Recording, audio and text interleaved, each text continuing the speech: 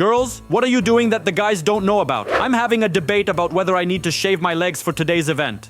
How many times have I chosen black tights just so that I don't need to shave my legs? Any sneeze during the monthlies is accompanied by panic. You would have known how many jellyfish I have already given birth to. The worst thing is when you talk to someone and feel that something is flowing out of you, although you didn't sneeze and didn't cough. At the same time, you still have to pretend that nothing is happening. Me, even when I don't have monthlies. Were they monthly, or was it sperm from yesterday? Or was it some other excretion?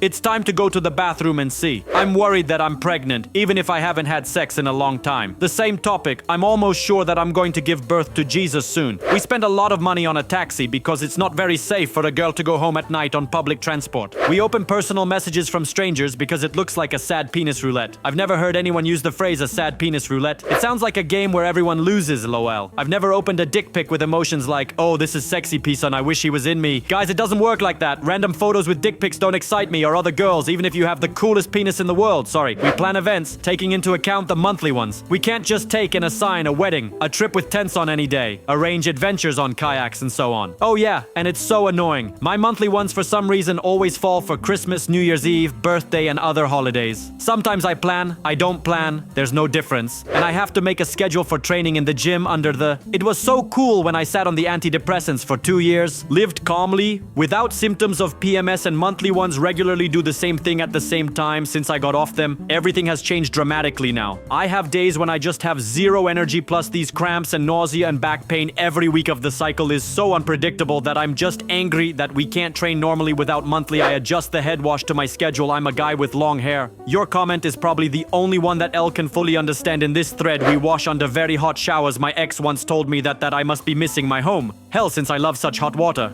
Thank you, honey. I will definitely remember this in case someone asks me why I have such a hot shower. I had to answer yes, dear. Since we started dating, I started missing hell. We spend a lot of time and money on bob hair. Who would give me all this money back? I don't understand why girls buy bob hair so actively. We ask ourselves the question, is it really not dangerous for me to go there? I really want to go on a solo trip around Sweden, but I understand that this is not possible. Just because I'm a girl and because I was already raped once. To be honest, I wouldn't want to repeat this experience. We openly talk about sex toys. There is a feeling that society treats vibrators and other things much easier than artificial vaginas and rubber dolls. I thought a lot about it. It's so strange. Probably, this is due to the fact that it is customary to think that a woman should not have many partners. Therefore, we do not see anything like that they are engaged in sex with a toy. While the guys believe that if you are into sex toys, then this means that you are not able to find a real girl. And this is like shameful. What a stupid thing. The guys don't know how much we actually spend on maintaining beauty. We are very concerned about hair all over the body, about skin, cosmetics, nails, and so on. There is a meme on the topic that women's bathrooms are a warehouse of cosmetics, but not many catch up with how much we are really limited in their use. The guys think that women's beauty is something self-evident and that women's bodies from nature are so beautiful, soft, and smooth. Since all the most obvious things have already been mentioned, we will have to go the other way. That my husband will ever Google the answer to the question whether my nipples will be the same color as before 2 pregnancies. I Googled something like that about the nipple. Once I conducted a funny research. I asked all the familiar guys what they do first when they get in the car. In the answer I heard different. I fasten, I drive the car, I check the mirrors, and so on. But when I asked the same thing from my friends, everyone, as one said, locked the door. From my experience, I can say that we always first of all think about our safety and secondly about everything else. Historically, it so happened that we can't do without paranoia about safety. We use just a lot of toilet paper, especially during the monthly ones. When I just got off with my boyfriend, he immediately noticed that the toilet paper is abnormally quickly disappearing in the toilet, although I always try to use it as little as possible. You would have seen his face when I explained to him why I need to use it so much and every time I go to the toilet. He never even thought about it. He is still learning to live with a girl, and I try to tell our secrets as carefully as possible, lol. I somehow didn't even think about why the guys use much fewer toilets. I understand that they use at most 1 to 2 squares at a time if they don't shit. Even when we pee, we use a lot of it, because there is urine everywhere. There are so many things in our bags that you can survive anything with this set. A spare charge from the phone, a charge for smartwatches, ibuprofen, naproxen, lactation pills, a life kit, tampons, pens, notes, an additional battery, a checkbook, a stamp, lipstick. Sometimes there is so much junk that it starts to seem to me that I'm Mary Poppins. And don't forget about the anxiety that arises when we forget our bags at home. home? What if someone suddenly needs wet napkins? Or you need to stick a wound with a plaster? We have to get rid of hair not only on the forehead, armpits and legs, but also around the nipples, over the lip and so on. We were here one morning with my husband and I noticed that he somehow strangely looks at my chest. Usually he looks at her with a look like, oh yeah, but this time it was more likely on his face. What the hell? After a while he said, don't shave your nipples anymore if you want. I can help you pick out these hairs. A few days have passed and I still don't fully understand how I should have reacted to this offer. I have a separate day, Sunday, which I dedicate to removing unnecessary hairs on my face. God came up with Sunday for this. If we have a delay, then we put off buying a pregnancy test until the end. Because this is a whole adventure. You need to go buy, use, imagine yourself as a mother, imagine how you report pregnancy to your boyfriend, imagine what to do next. And then it turns out that the result is negative. At these moments, we think about our whole life. We give an assessment of our relationship. We assess our competence in raising a child, financial issues, options to interrupt pregnancy. But in the end, the guys won't even know about all this. I'm still thinking about how many of them should I take. 1 or at least 3 pieces, just to be sure. When I once had a suspicion that I flew in, I ordered from China, probably about 50 of these tests. It cost $5. No unnecessary packaging, no financial destruction. I used them for years until I decided to put a spiral. It was also enough for my friends. I will never leave my drink in the bar without inspection, even if there are at least visitors and a relaxed atmosphere. This is already like an instinct. I don't think that men are particularly worried about this. Once I was in a bar with my boyfriend and decided to go to the toilet for a while. So he, instead of looking after the drinks, also went to the toilet. I had to tell him not to do it anymore. As far as I know, sometimes guys don't understand why girls drink their cocktail before going to the toilet and don't think about why it's uncomfortable for us to leave our drink unattended. In the same way, they don't understand why it's scary for us to walk alone at night. I recently had to eat here in the middle of the night, so my boyfriend offered me to go to the nearest for food. He is almost a kilometer from us. When I said that I was not going to walk around alone at night, he answered that I am paranoid and behave like a child. For some reason, I have never seen anyone come to you.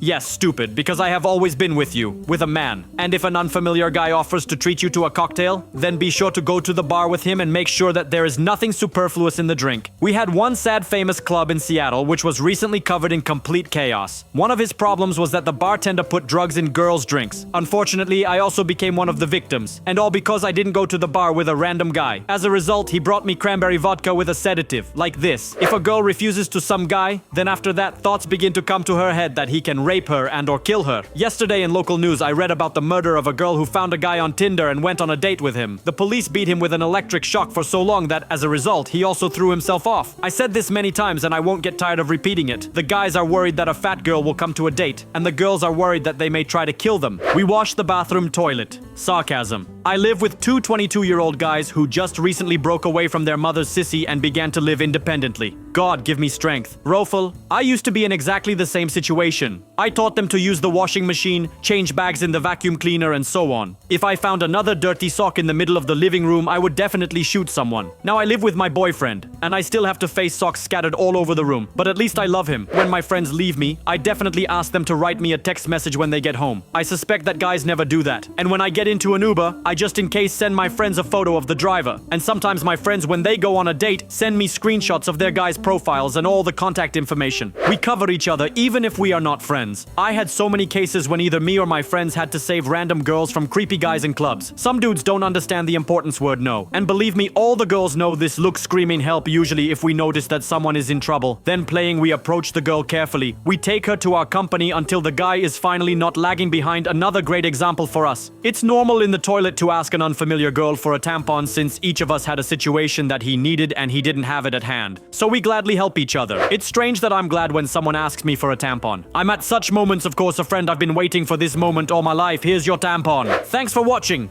You can share your similar story in the comments below the video and don't forget to watch our other videos.